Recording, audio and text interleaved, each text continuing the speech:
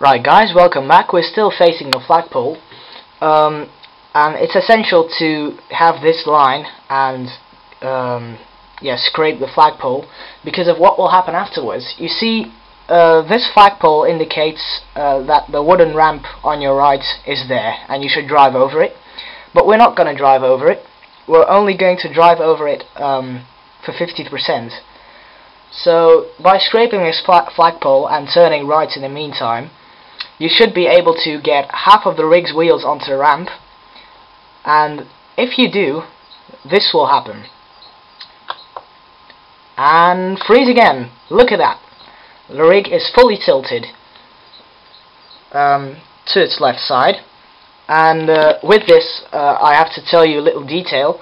The rig that Lewis is using is the Drago, but it's not the best rig for Razorback.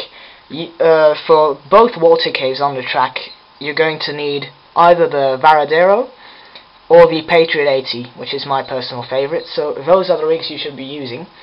But anyway, this is how you get off the ramp, and if you're lucky, you get a little tilt from the wall as well, like Lewis did. So yeah, he just tilted his rig, and by doing so, what you will achieve is this: roll and stop again.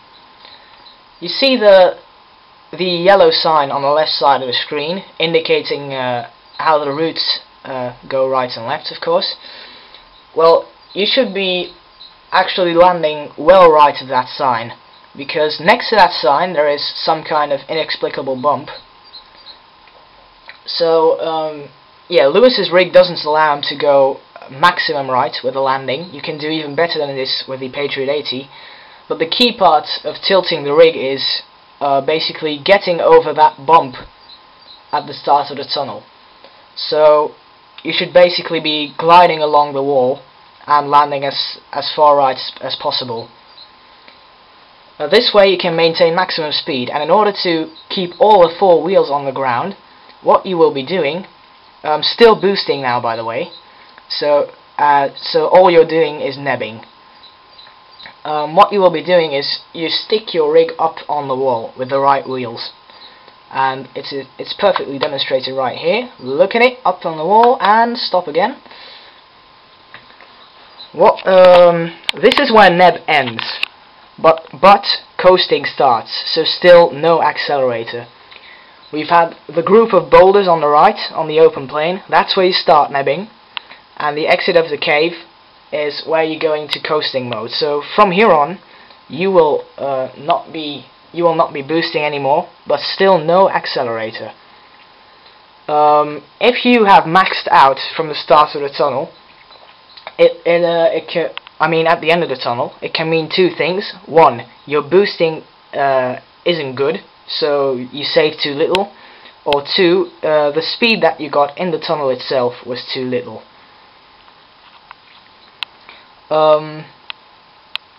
Yeah, so what I wanted to say about the wall ride is, basically, riding the wall on the right gives you a nice effect, but as you can see, Lewis exits the tunnel in the middle of the road, because if you don't, and keep wall riding for too long, which is tempting, the rig will come out and it will flip over on its left side, so you should just pull back to the middle. Then, Lewis just rolls across this bridge, over the jump. He's not doing anything now except steering, and stop here again. Now when you came off this mini jump, you tried to keep the rig as straight as possible, and if you did everything correctly so far, your boost should be just about empty, just like on Lewis's screen, and the rig should have landed about straight ahead of the direction of where you were coming from. What you will need to do now is use your boost up this uphill, and stay close to the ledge at first on the right, and then pull over left a little to avoid a bump, and that's what we'll be seeing Lewis doing. What you need to know is about this uphill is that it's quite controversial as to which method you should use, because from here on it's an uphill, so it wouldn't make any sense to use neb. But Cirrus 5005 once said to me that he does use neb on this part, because as you can imagine, if you did everything correctly so far, you will have immense speed, and yeah, the engine would only slow you down, as I said. So even on the uphill, Cirrus 5005 prefers to neb this.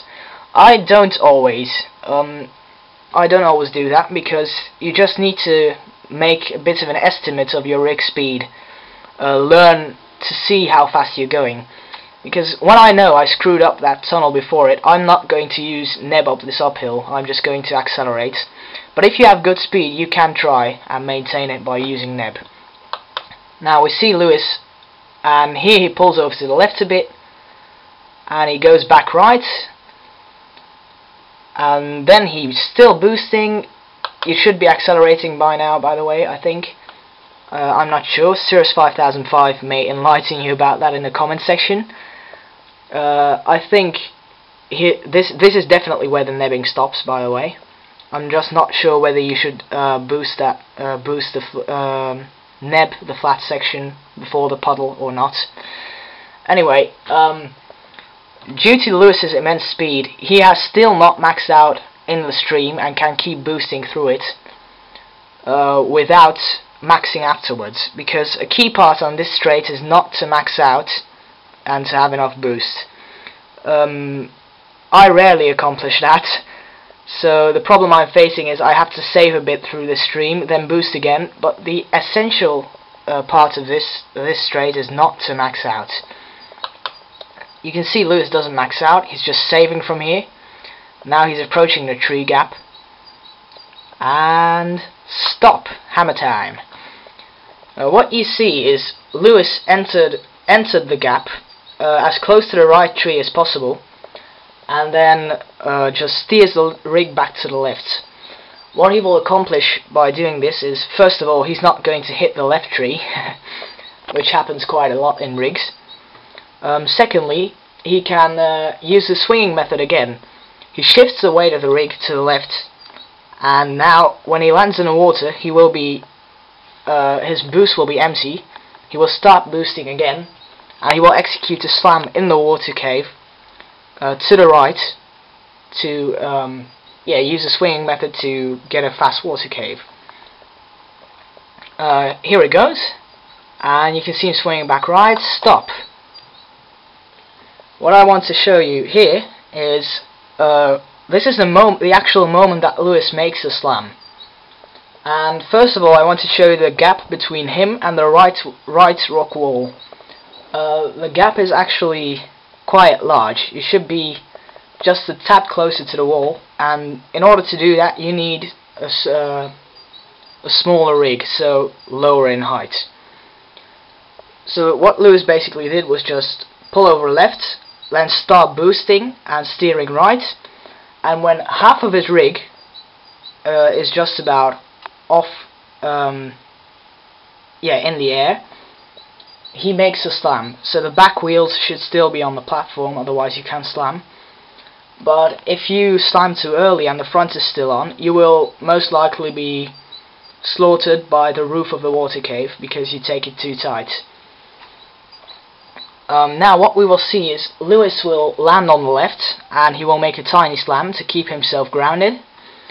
But in lower rigs you will be tighter through the cave, and if you do it the way Lewis does, you will land on that tiny bit that he slams onto. Thus you won't need a slam yourself. Here it goes. There's a little slam by Lewis. He just drives through, and the boost tank doesn't increase to more than half full on this straight. Otherwise you'll have too little boost for the next one. So if you've done it correctly, you will have enough boost left to only make the boost tank run half full on this little straight. And now we have arrived at the mysterious pillar corner.